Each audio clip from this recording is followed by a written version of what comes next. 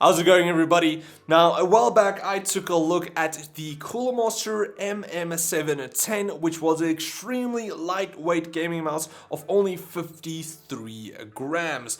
However, even though it was that light, it did lack one very important feature: RGB, and that is where we have the new CoolerMaster MM711, which does address that very important issue. Now the mouse is a tiny bit heavier, it's a tiny bit more expensive, but we're going to take a look at the 711, compare it somewhat to the 710 because they did improve some tiny things, but again, most importantly, that RGB. So yeah, let's get into that.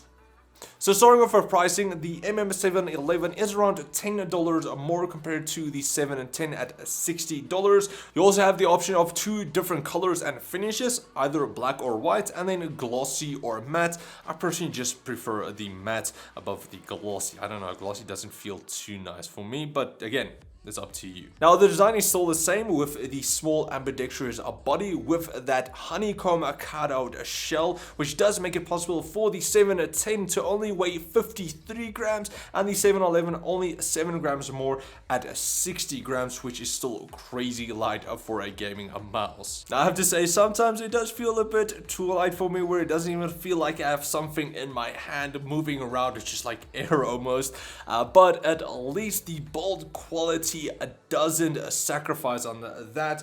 You would think that with these cutouts it will be a lot weaker, but actually it is not. You still get a tiny bit of plastic squeaking going on if you do press quite hard on the mouse, but the ABS plastic they use does still have a lot of strength to it because of the pattern they cut out, so you don't have to worry about that.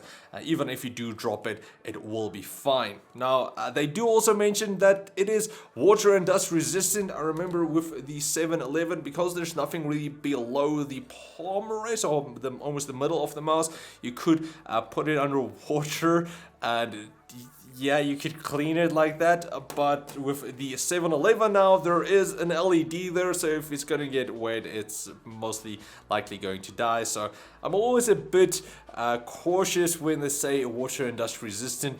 I just rather keep everything wet or dirty away from my mice. So yeah, but at least if it does get some dust, just get like an air compressor and just blow out all of the dust.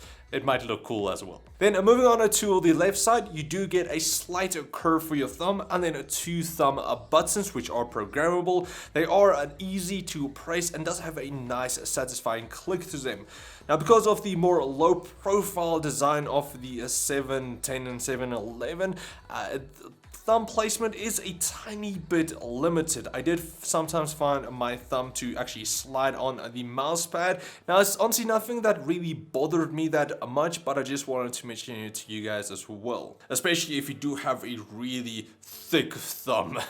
You do a lot of thumb wars, just like muscle thumb there. Now moving on to the right side, you do get the same slight curve there, but without the two buttons. Now pinky and ring finger placement was also a tiny bit limited, again because of the low profileness. I did find my pinky to slide on the mousepad as well, but again that didn't really bother me, and it was actually quite comfortable for an ambidextrous mouse. Usually they're not the most comfortable for me personally. Now as for the left and right mouse buttons, they do feel a tiny bit improved compared to the 710.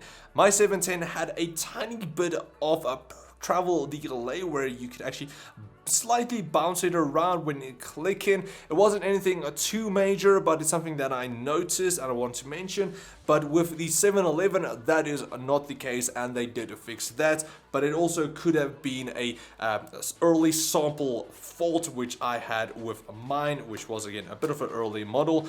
But the left and right mouse buttons do use arm switches. They're 20mm click life cycle. They're great. They're nice and snappy. So no complaints with the 711.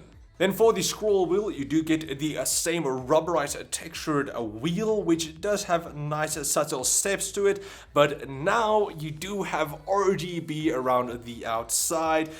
Nothing too major, but yeah, it's nice to have RGB there as well. Now just behind the scroll wheel, you do get the DPI selection switch that lets you cycle through the 7 DPI levels ranging from 400 to 16,000 on a default. You can go change that inside the software. When changing DPI levels, the scroll wheel will change colors to let you know on which DPI level you are on. Also, when pressing the DPI and some of the other buttons on the mouse, you do have your combo commands like changing the colors and the effects of the mouse without needing to go into the software, or you can go program your own commands as well. Now, because of the smaller body, I did find that a combination of a claw and palm style grip worked the best for me, allowing me to still have a lot of control over the mouse and still being able to make a nice quick flick shots. Now, it does still work with normal palm style grips, but because of the smaller body, your fingers might go completely over at the front, and that's not the most comfortable.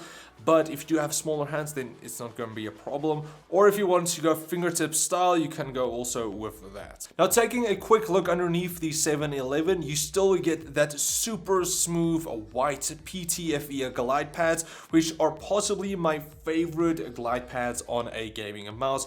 I'm not sure what exactly they use for these. Apparently there's some of the modding pro grade ones, but they're honestly so smooth, and I want to see these more on other gaming mice as well. So I'm glad they did add that, especially for how light this mouse is. Also, you do have the Pixar PMW3389 optical sensor, which is just really superb. You don't have any sensor delays, sensor rollouts, jittering, nothing like that. It is one of the best sensors on the market currently, and you can't go wrong with that. Then another favorite of mine is the cable that CoolerMaster used. This ultra weave cable is so thin, so light, and it's so flexible. You can just twirl it around your finger and it's not gonna get caught. You can flick it around anything, it's not gonna cause you any problems. I personally do prefer wireless mice, but if I need to go for a cable, this will definitely be my cable of choice. So again, I hope to see more of these in the future on other gaming mice as well. Then finally, for the software, you do have all of the basics like changing the commands on the buttons, including those combo buttons with macros, keyboard functions, media commands, and plenty more. You also have plenty of control over the DPI and sensor, allowing for custom DPI levels starting at 200 and adjustments by 100 increments. Then for the RGB, I am glad that CoolerMaster added the RGB lighting. However, it is a bit limited in my opinion with colors and just effects in general. It does look nice, but I would have wanted a bit more out of that. So then in conclusion, both the 710 and 711 are great gaming mice. If you want to go for RGB, then you do have the option now, but if you would rather save some money and you don't care about RGB, then of course you do have the 710, which is still really good. Now, I would say that it is bordering on the too lightweightness, where again 53 grams and 60 grams. It's really light, but if you do like really light gaming mice and you do like to have nice quick flick shots and stuff like that, then this is definitely going to be an option for you. And again, you don't have to worry about any of these hole cutouts. We're seeing a lot more of these gaming mice on the market, and they are really sturdy and still really good. Now, two of my favorite features of this mouse, again, I do like the RGB that it's there. It's a bit limited, but at least it's there.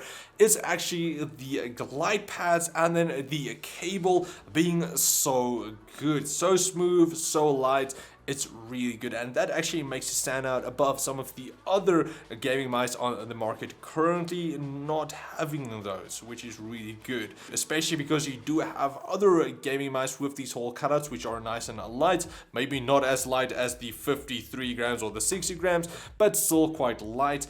but those two features makes this mouse actually stand out, and I do like it, and I hope to see more of it in the future. So that is pretty much it for my review of the MM711 and kind of the 710 as well. If you guys want to get either of these for yourself, I will leave links in the video description.